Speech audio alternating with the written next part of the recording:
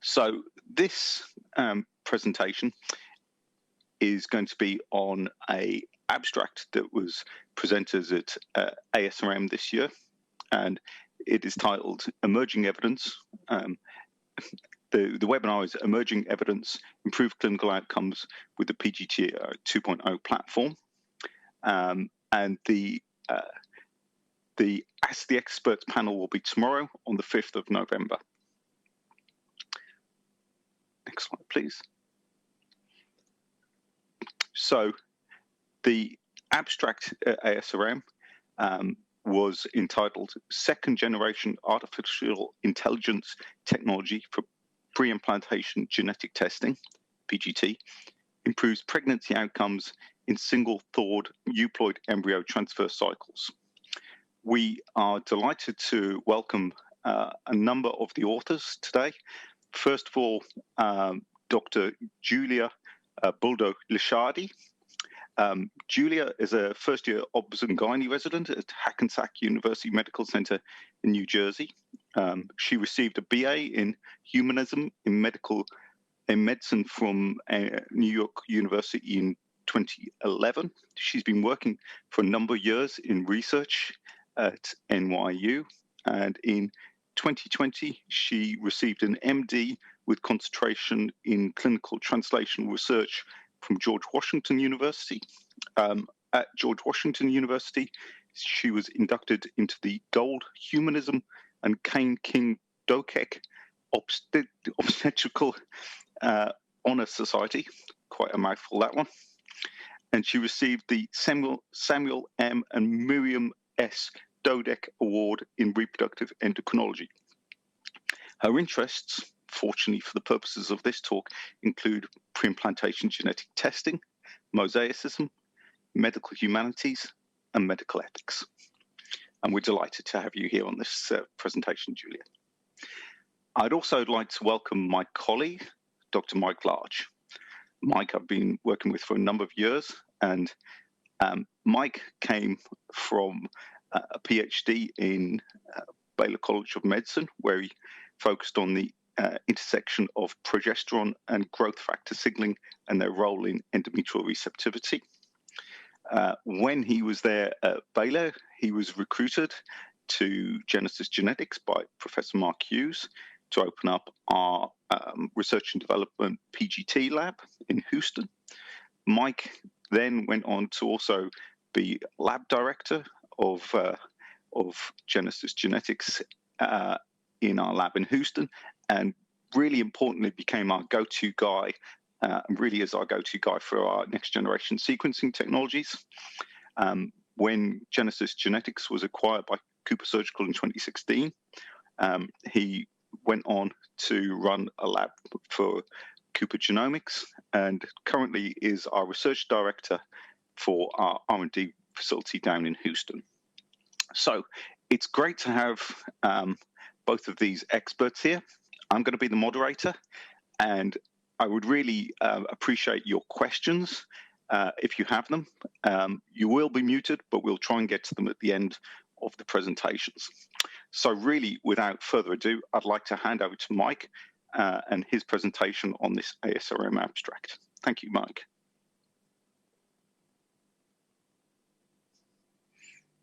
Hi, I'm Mike Large, a Senior Director in Genomics R&D at Cooper Surgical, and today I'm going to be giving a brief technological overview of PGTai and the platform that we've developed, PGTai 2.0. So here we have a technological timeline and overview of the field. Before we get into any of the details, a few overarching themes here. First, it's a bit of a tale of two stories. First, you'll note that the timeline goes back about 30 years, which by medical standards is relatively recent. However, by technological standing, that's ancient history.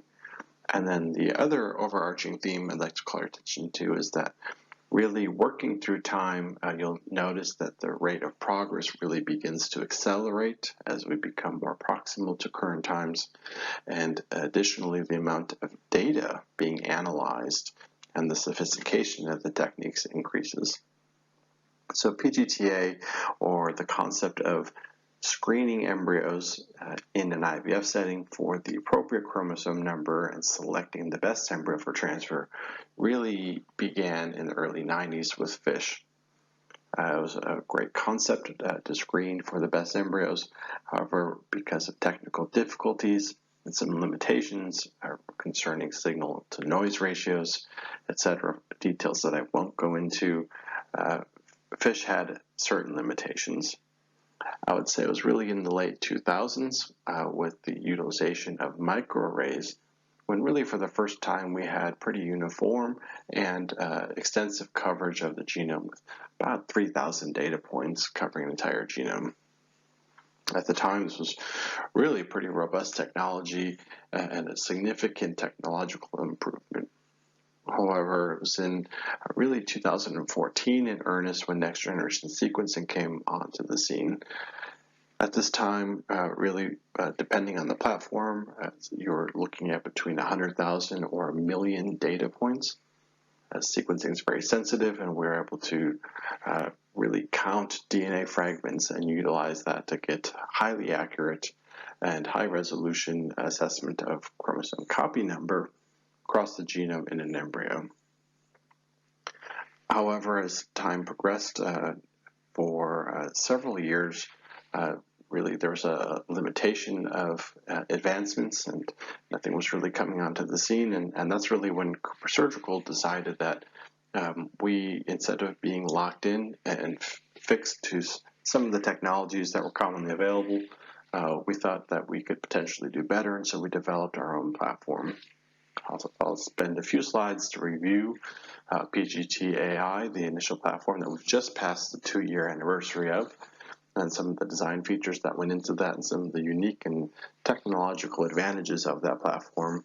And then we continued to innovate and develop, and we launched our second iteration about 1 year ago now, PGTai 2.0, and I'll go through several slides of the advantages of that platform. So here we have a general overview of that inaugural NGS platform that I mentioned was launched in 2014.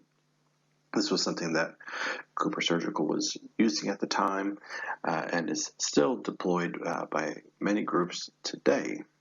The overlying concept here is, again, I touched on how sensitive DNA sequencing can be, in which you read the actual DNA base pair composition of the fragments of your sample involved. You take that primary sequence and you align it to a reference genome to determine where each of those fragments came from. And then you can use artificial bins to count and normalize the fragments observed and create essentially copy number assessments. Those copy number, for all the sophistication that exists in a DNA sequencer, were really converted into something relatively simple, and that's really the plot that you see in the second column there, where you look at copy number count on the y-axis and various regions of the genome, starting with chromosome 1, going through chromosome 22, and ending in the sex chromosomes X and Y. It's these plots or these images that ultimately scientists and trained technicians and experts read and interpret in a very subjective sense, trying to distinguish which deviations and blips were potentially technical noise versus true biological deviations, mosaicism and aneuploidy, and the other sorts of things. At Cooper, we utilize multiple scientists to try to get a consensus opinion, but ultimately it was subjective. And of course, anytime that humans are involved, subjective interpretation of images has its limitations. And additionally, these subjective interpretations would then be transcribed manually and interpreted as they went into a clinical report, which would then guide clinicians and physicians and help recommend which embryos are best for transfer. That platform was undoubtedly state-of-the-art at that time. However, as we got increasing exposure and experience on the platform, we recognized some of the limitations that I just discussed. Moreover, we looked at other fields of genomic medicine and technologies, and we saw continued advancements there, and the field of PGTA really had started to stagnate a bit. That's when we decided to take matters in our own hands and develop a platform that really met criteria that we thought were important for best-in-class technologies. As we set out to develop that platform, there were a number of things that we had in mind. First and foremost, we wanted to leverage all of the data that we had. I think at that time we had already sequenced over 500,000 embryo biopsies that were currently existing as a bunch of pictures and images that we had interpreted, and we wanted to be able to leverage all of the information that we had and all of the learnings that we had had over the years. We then wanted to utilize mathematics and statistics to eliminate subjectivity. We didn't want any variability. We wanted our samples to be called exactly the same way every time, and we wanted to be able to better decipher signal from noise. Along those lines, we wanted the calling to be automated. We didn't want to rely on any human subjectivity in the calling of any assessment. We wanted our platform to provide an automated final call. One of the things that's really challenging when you're relying on subjective interpretation, especially of images and those sorts of things, is how does the end user or the scientist or technician know what is true and what is right? And we wanted to come up with a clever way in which we would be able to better understand what in fact was true. And to do that, we leveraged samples that had known outcomes. While we used well over 1,000 samples with known aneuploidies, especially structural rearrangements when we knew what to look for, we also used over 1,000 embryo biopsies that were associated with healthy outcomes.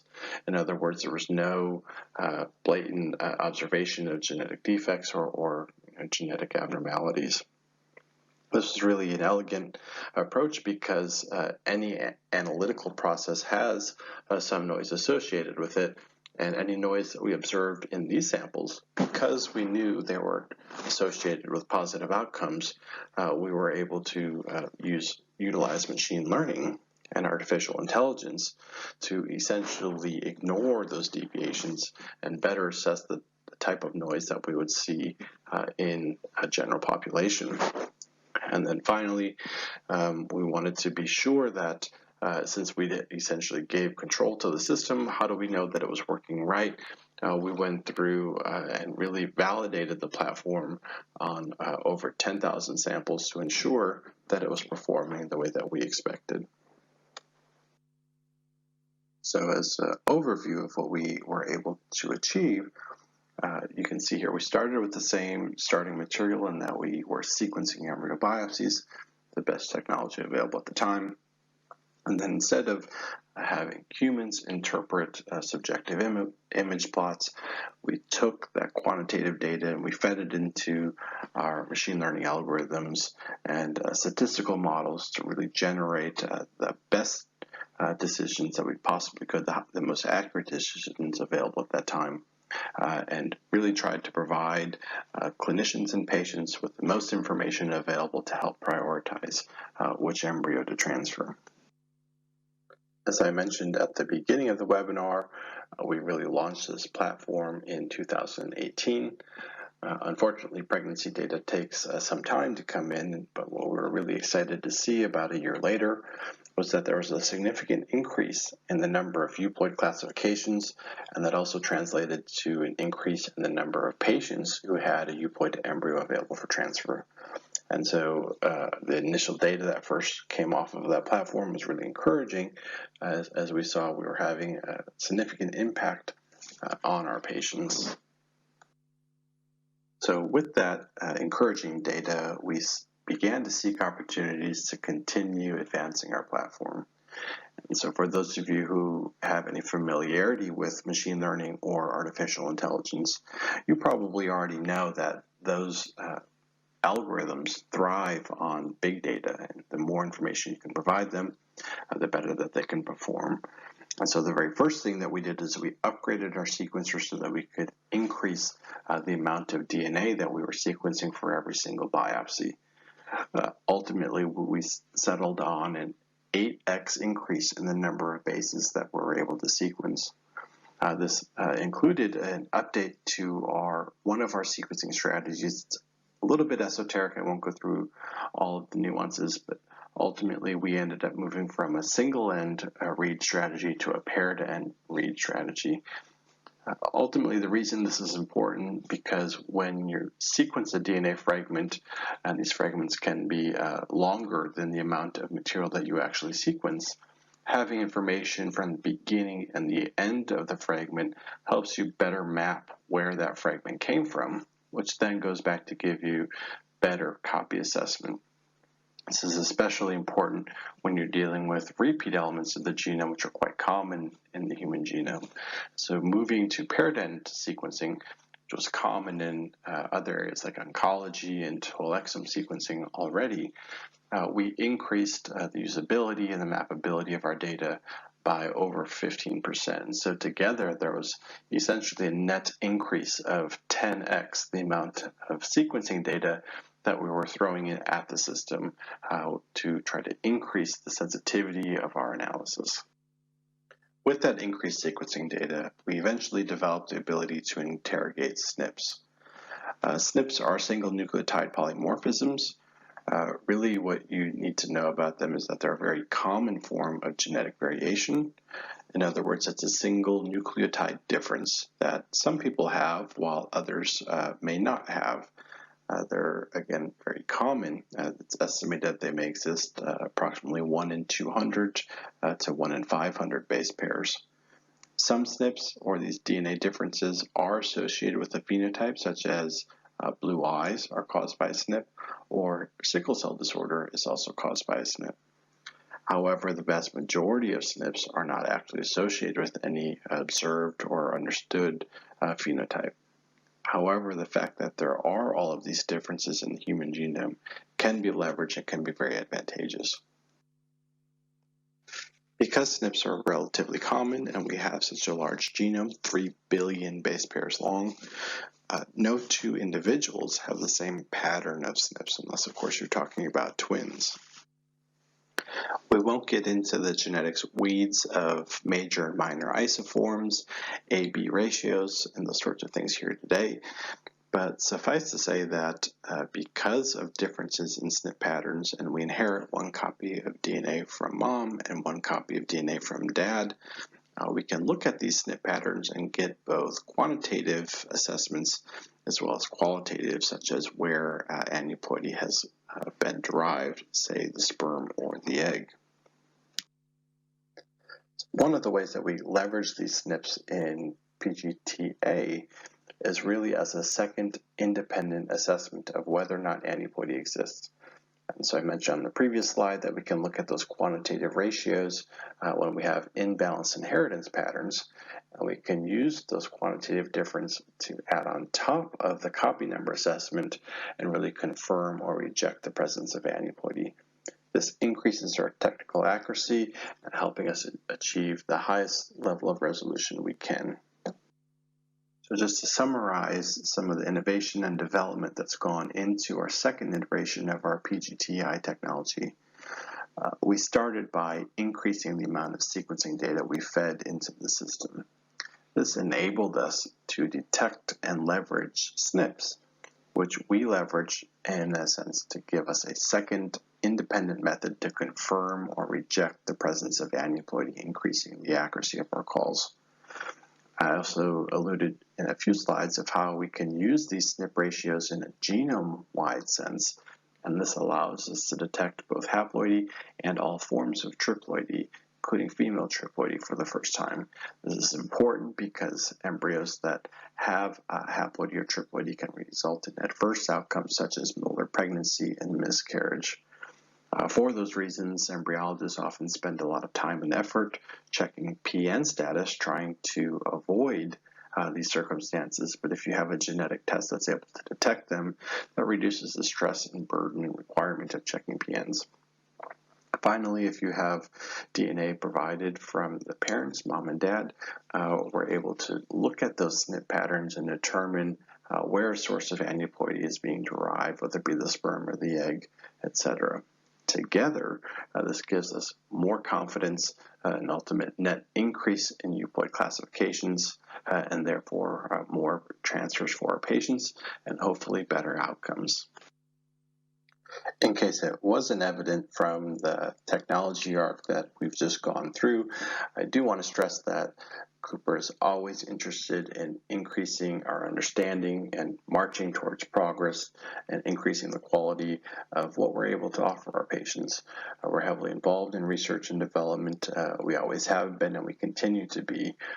And ultimately, genetics by itself is very limited, and I think it's really important that we are able to collaborate and partner with those folks who are working with our patients and really doing their best to maximize chances in the clinic. And so we're always open to partnership and collaboration. And please reach out to some of your contacts at Cooper if you have any ideas or if there's anything that you would like to work on, and we'd be happy to partner with you. One of the areas that we're most interested and most excited to partner with our collaborators is on clinical outcomes.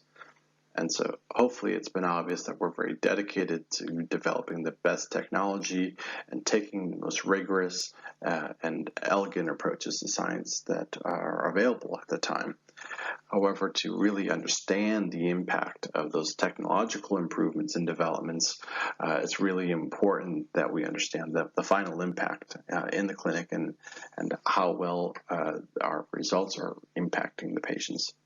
I think, personally, I think that there's a little bit of a limitation in that genetics can go so far, embryology can go so far, and the things that the physicians are doing to best help the patients can go so far.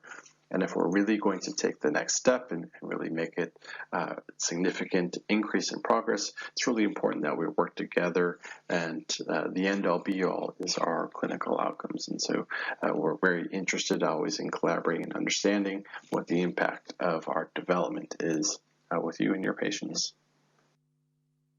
So with that, I'd like to recap the technology arc that we discussed here today and that Cooper Surgical has been on not only for the last few years, but really as a leader in PGT for well over the past decade. We began by when next generation sequencing came onto the scene, we had recognized the limitations. We set out to develop our own bioinformatics solution that we called PGTai. Developing the solution, we utilized real-world data from known clinical outcomes, and we leveraged that data with machine learning and artificial intelligence. This not only improved our accuracy, but it eliminated subjectivity in which we had humans interpreting graphs for our output, and it relied on rigorous and reproducible statistics and algorithms to make the best calls possible. Once we had that platform available, we then increased the amount of data we're putting into it with a net increase of 10x the sequencing data. This enabled us to begin detecting Snips or single nucleotide polymorphisms, which allowed us not only the ability to have multiple independent methods to confirm or reject aneuploidy, but it also enabled triploid detection, including female triploid detection. When you're able to detect things like this, the net impact that we've seen so far is an increase in euploid classifications, an increase in the confidence of the calls that we're seeing, and assistance in prioritizing what appears to be the best embryo available for transfer, and potentially decreasing adverse outcomes like miscarriages because of associations with things like undetected forms of triploidy. All of this comes together really to help us strive for the net goal of really getting as many patients pregnant as possible, as fast as possible, while minimizing the risk to those patients. All of this has been part of our continued commitment to develop to the state-of-the-art technologies, both past, present, and future. Thank you for your attention today. Hello, everyone. My name is Julia Buldo-Licciardi. I am a resident physician at Hackensack University Medical Center in New Jersey, and today I will be speaking about second-generation artificial intelligence technology for preimplantation genetic testing, also known as PGT, improving pregnancy outcomes in single-thawed euploid embryo transfer cycles, also known as STEET. Thank you so very much for having me today. I have no disclosures. So our study evaluated whether the use of this technology improves discrimination between euploid, aneuploid, and mosaic embryos. And if it does, whether or not the use of this technology really improves those transfer clinical outcomes. This was a retrospective cohort study in a single university-based fertility center. Retrieval cycles utilizing pre-implantation genetic testing and STEET were analyzed from October 2018 to April 2020. Our primary outcomes included euploid rate, aneuploid rate, and simple mosaic rate. We started with over 24,000 biopsies. Of those, over 16,000 were analyzed by NGS or our control, over 4,000 by 1.0, and over 3,000 by 2.0. There are about 100 biopsies that were not included due to incomplete data.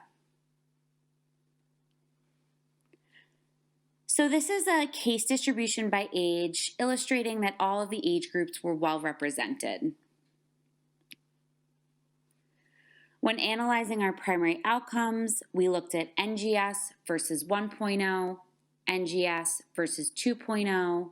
We used a two-tailed t-test for the analysis and considered anything less than 0.05 to be significant.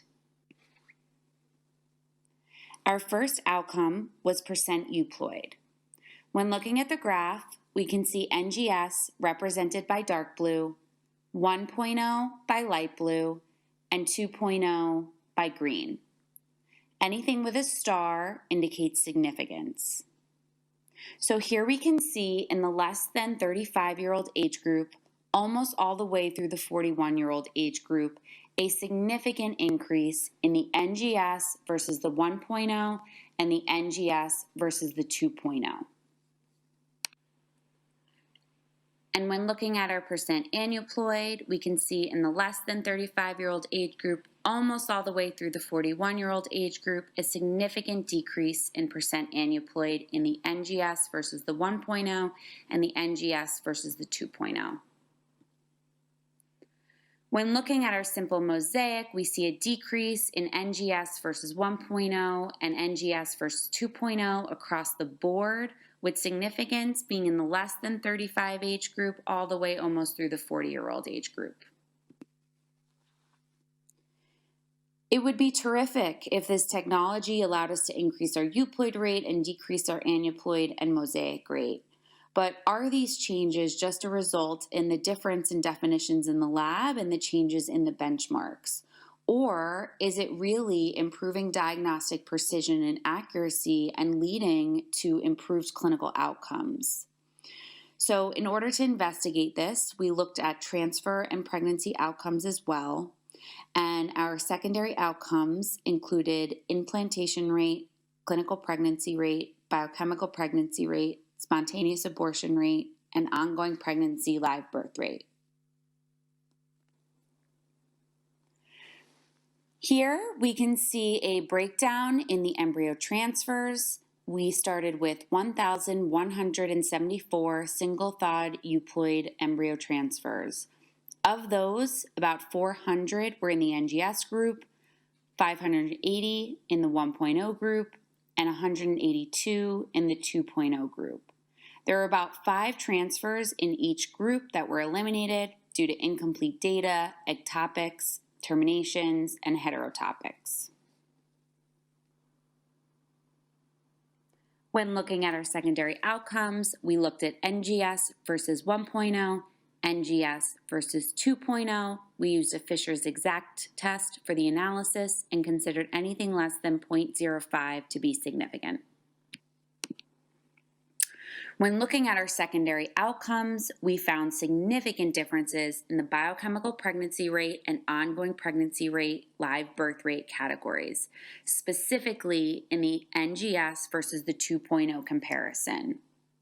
We found about a 7% significantly lower difference in the biochemical pregnancy rate between NGS and 2.0.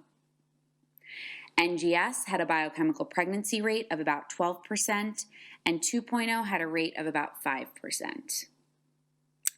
When looking at our ongoing pregnancy live birth rate, we found about a 9% significantly higher difference in the 2.0 group versus the NGS group.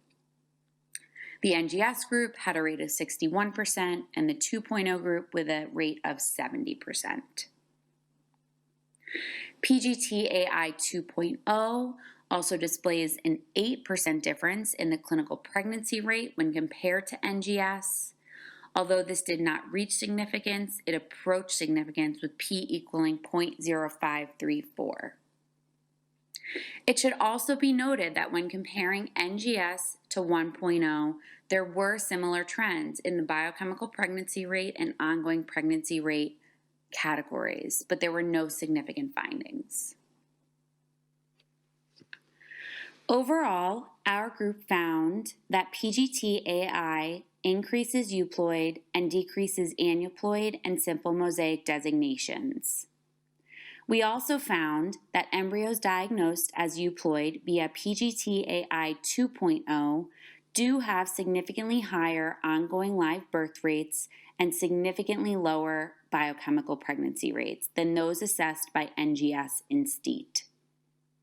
And finally, PGTai 1.0 in STEET did have similar trends as 2.0 in the biochemical pregnancy rate and ongoing pregnancy live birth rate, but without significance. We think this point is important because the 1.0 technology added the artificial intelligence and the 2.0 technology layered on the Snips. So we do think it is a nice way to look at the data in a layered fashion to be able to appreciate the progress that Cooper has made while developing this technology. Limitations and looking ahead. This was, of course, a retrospective cohort study, and larger scale analysis is required to determine if next generation artificial intelligence provides improved diagnostic precision, accuracy, and pregnancy outcomes. We did not adjust for uterine factor or history of multiple pregnancy loss in this study. And as far as looking ahead, our future studies will investigate the differences in triploid rate. This is the Prelude New York University Langone Fertility Center team. On the left, we have Dr. James Griffo. He is the program director, division director, and chief executive physician of Inception Fertility. It is particularly exciting for me to work with him as he is a pioneer in PGTai. In the center, we have Dr. Caroline McCaffrey. She is the embryology laboratory director. And on the right, we have Dr. David H. McCullough, who is the assistant laboratory director. It is an absolute privilege to work with all three of these collaborators. These are our references. And I'm happy to take any questions at this time. Thank you so very much.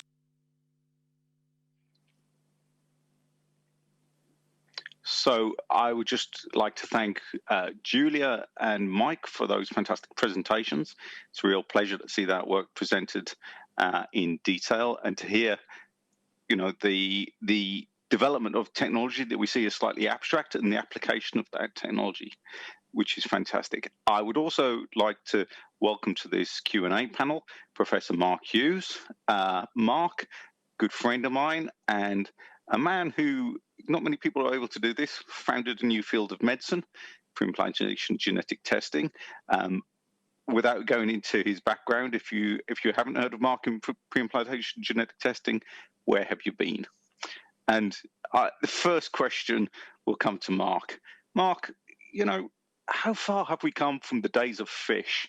What's the impact of this technology? Oh, we've got, yeah, well, we've come a very, very long way.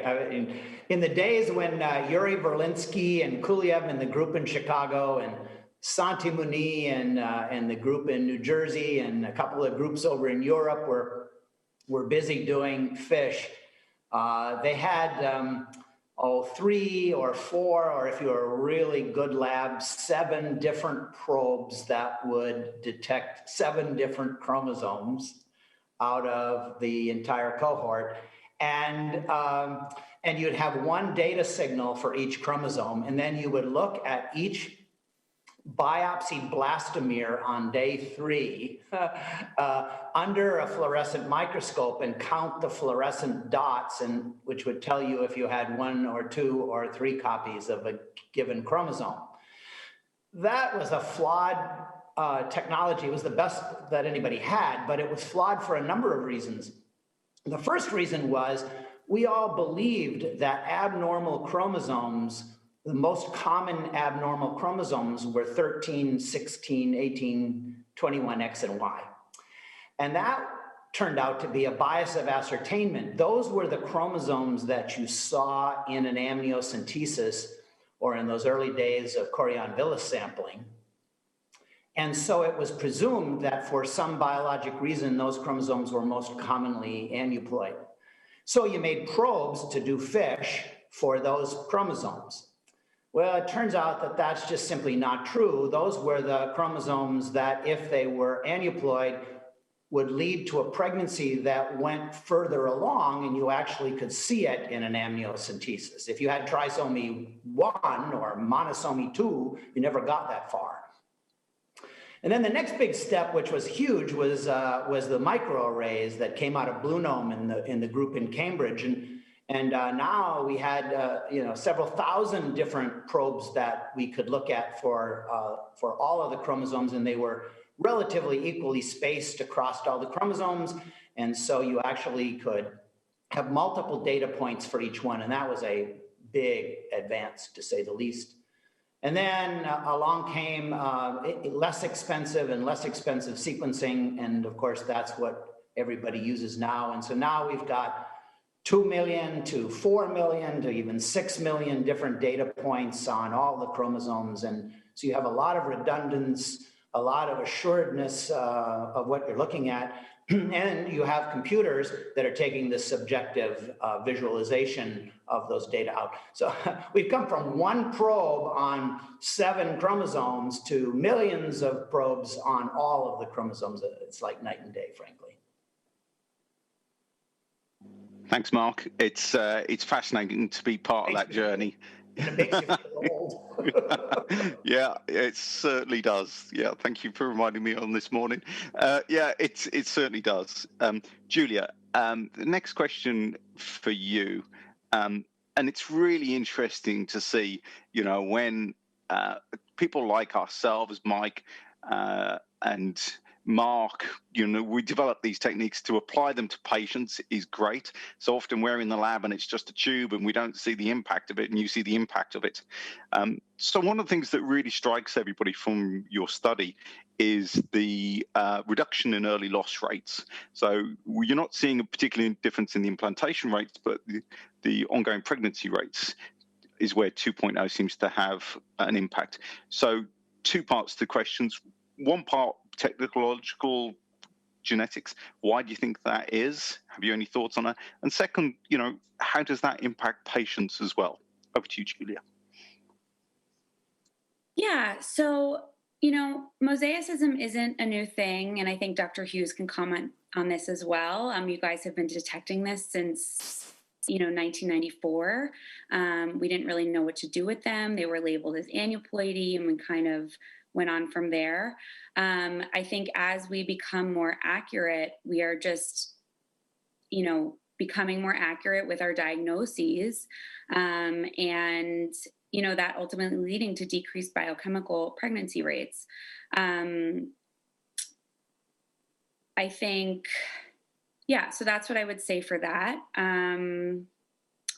And again, it's just a change in the lab definitions, right? These have been around for quite a few years, and it's the way we're looking at them, and it's the way we're categorizing them. And the better we can categorize them, the less pregnancy loss and, the greater ongoing pregnancy rates.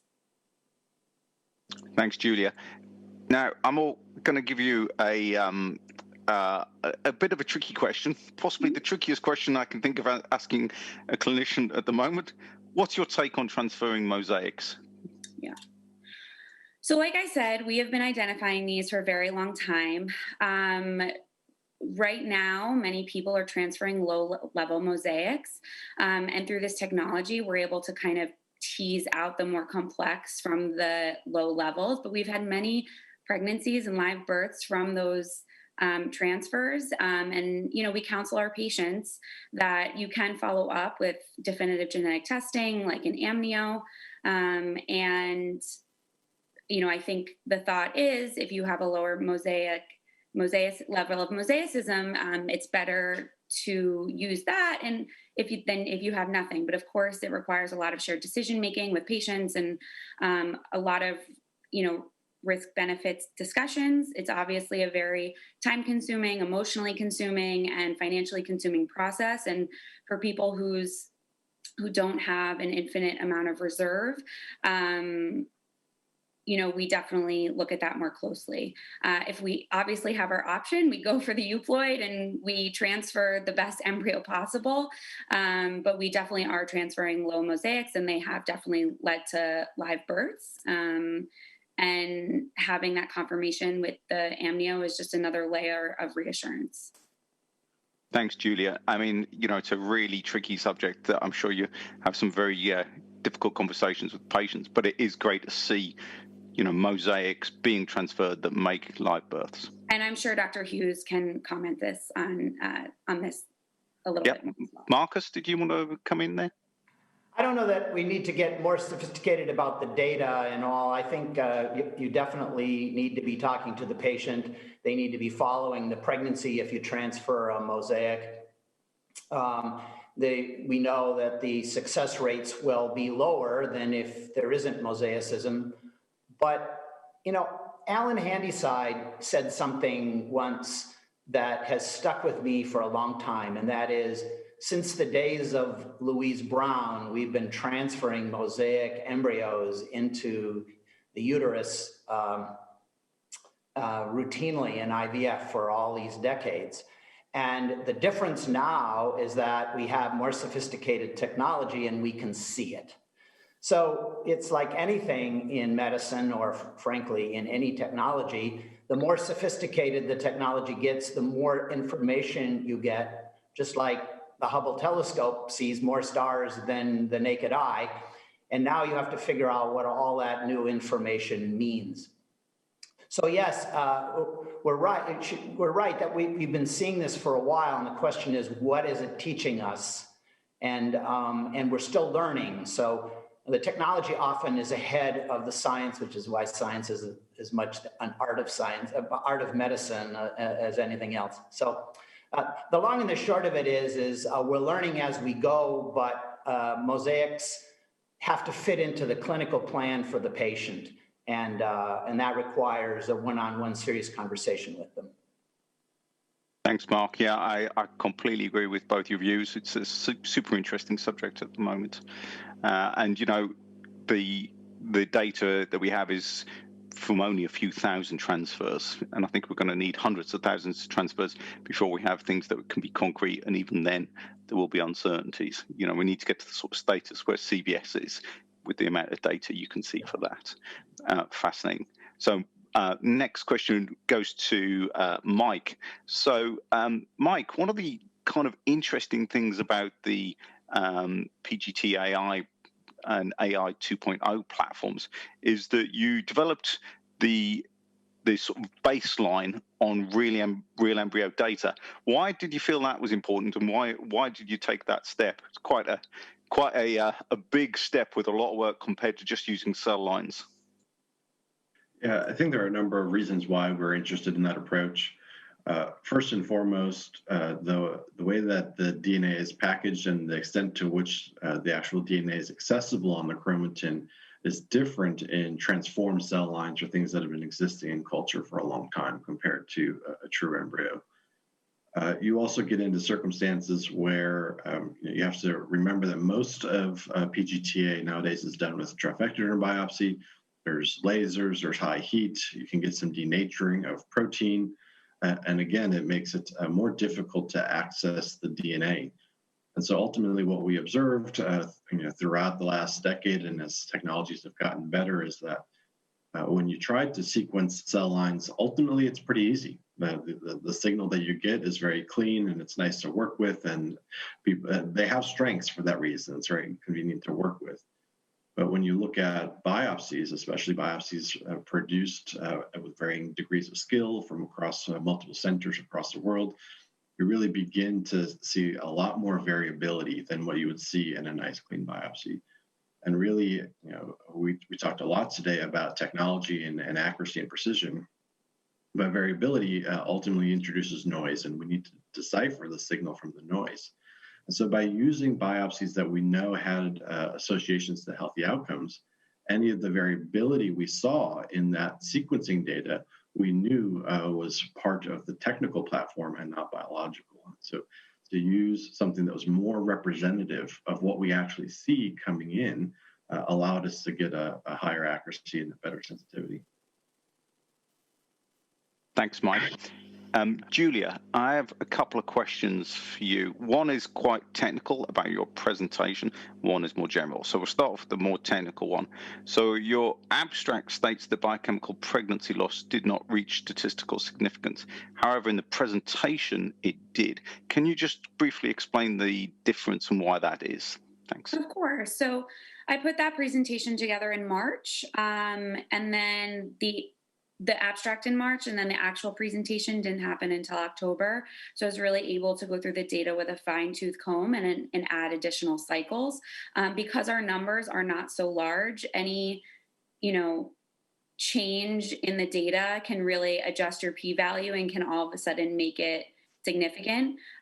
So we were approaching significance in that abstract when I went through the data in March, but when ASRM occurred about a week ago, that p-value had crossed the line. Which kind of brings me on to my follow-up question. Are you following this up?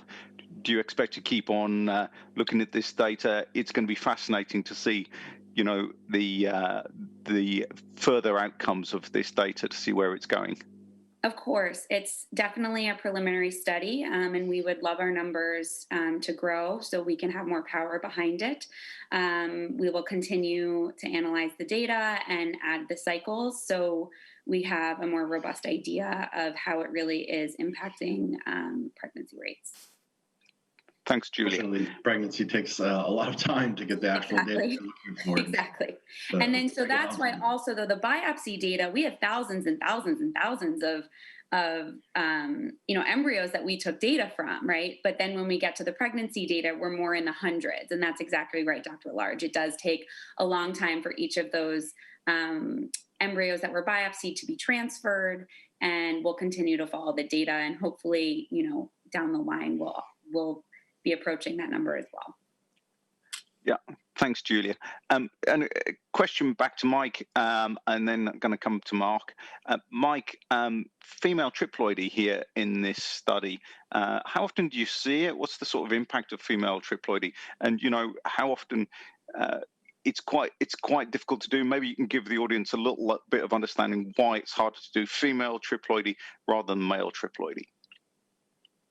So ballpark, when we look at blastocyst biopsies, we detect triploidy around 1% of biopsies. And so it does add up, especially for folks who are seeing lots of patients. Sequencing technologies in the past really, ultimately, we take the DNA reads and we normalize them across the genome to 2 copies, because there's the null hypothesis is that the embryo is euploid. And so we normalize all those reads and we set the median to 2.0 essentially throughout different technology platforms.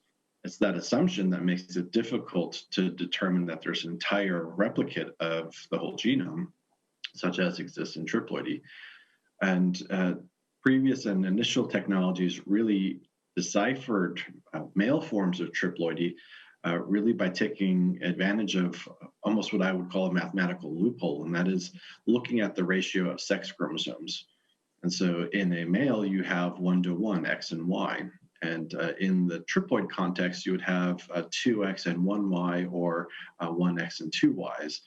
And that shift from a 1-to-1 to 2-to-1 ratio gives a plastic signature for the subjective interpretation of really a 2/3, 1/3 ratio that can be deciphered as triploidy.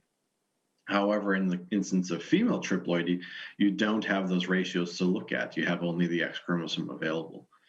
And so really it wasn't until we were able to add SNP calling, in which case you can then look at the major versus minor allele ratios. And when you look across the whole genome, you begin to see that 2-to-1 difference again. And so that was where we really had that advantage to add back in and be able to decipher those. Thanks, Mike. It's clearly interesting how much technology you have to throw at it to find female triploidy. But yeah, I think we've all been there and seen triploid pregnancies, so it's great that you can find them.